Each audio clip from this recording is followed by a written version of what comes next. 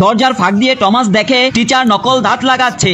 দৃশ্যটা দেখে টমাসের শরীর কাঁপতে থাকে। সে তড়িঘড়ি করে নিজের মুখ চেপে ধরে যাতে কোনো শব্দ না বের হয়। টিচার কিছু একটা টের পায়। তিনি চারপাশ তাকাতে থাকে। টমাস সময় মতো লুকিয়ে পড়ায় ভাগ্যক্রমে টিচার তাকে দেখতে পায় না। টমাস দ্রুত সেখান থেকে পালিয়ে যায়। মিউজিক ক্লাসে ফিরে এসে টিচার তাকে অদ্ভুত নজরে দেখে। তারপর ব্যাগ থেকে কিছু চকলেট বের করে সবাইকে একটি একটি করে দেয়। সবাই না ভেবেই চকলেট খেয়ে ফেলে, কিন্তু টমাস তার চকলেট স্পর্শ করে না, কারণ সে নিশ্চিত ছিল টিচার একজন ভ্যাম্পায়ার আর এই চকলেটে নিশ্চয়ই কোনো সমস্যা আছে। চকলেট খাওয়ার পর দেখে এক বাচ্চার চোখ অস্বাভাবিকভাবে বড় হয়ে গেছে। টমাস আতঙ্কে কাগজে নিজের বন্ধুদের চকলেট খেতে নিষেধ করে, কিন্তু টিচার সেটা দেখে ফেলে। টিচার টমাসের কাঁধে হাত ধরে ভয়ঙ্কর স্বরে ফিসফিস করে কিছু বলে।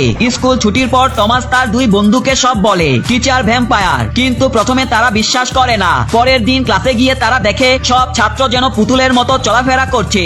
ভীষণ ভয়ের পরিবেশ। টিচার আবার টমাসকে চকলেট দেয়, কিন্তু সে এবারও না বলে। অজুহাত দিয়ে ক্লাস থেকে বেরিয়ে যায়। সত্য জানার জন্য সেই রাতেই তারা চুপি চুপি ভ্যাম্পায়ার টিচারের বাড়িতে যায়। বাইরে পূর্ণিমার আলো। ঠিক তখনই টিচার ভয়ঙ্কর ভ্যাম্পায়ার রূপ নেয়। এটা দেখে টমাসের এক বন্ধু চিৎকার করে ফেলে। শব্দ শুনে ভ্যাম্পায়ার দৌড়ে বেরিয়ে আসে। এই সুযোগে তারা ভিতরে ঢুকে যায় এবং হেড টিচারকে খুঁজে বের করে, কিন্তু তিনি ইতিমধ্যে কাঠপুতুল হয়ে গেছে। ঠিক তখনই ভ্যাম্পায়ার টিচার ভিতরে ঢুকে পড়ে। তারা সোফার পিছনে লুকায়।